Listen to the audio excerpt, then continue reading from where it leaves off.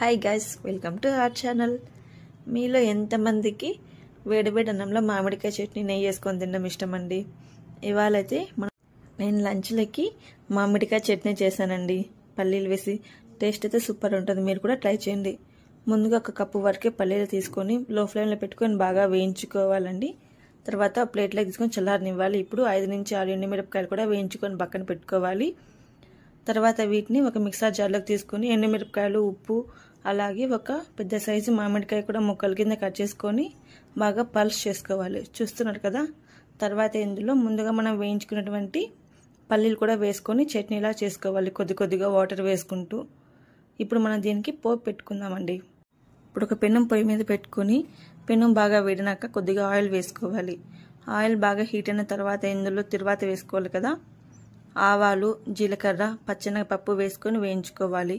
తర్వాత ఇందులో కొద్దిగా కరివేపాకు కూడా వేయించుకొని ముందుగా మనం పేస్ట్ చేసి పెట్టుకున్నటువంటి చట్నీ మొత్తం వేసుకోవాలి. వేసుకున్నాక వీటిని బాగా కలుపుకోవాలండి, పచ్చివాసన పోయేంత వరకు 2 నుంచి 3 నిమిషాల పాటు కలుపుతూ ఉండాలి, లేదంటే మాడిపోతుంది. కలుపుకున్న తర్వాత మీకు ఇప్పుడు సాల్ట్ ఏమైనా తక్కువ ఎక్కువ ఉంటే అడ్జస్ట్ చేసుకోండి. వేడి వేడి అన్నంలోకి ఈ చట్నీ వేసుకొని తింటే సూపర్ అయితే సూపర్ ఉంటుందండి. మీరు కూడా ఒకసారి ట్రై చేయండి ఈ పల్లి మామిడికాయ చట్నీని.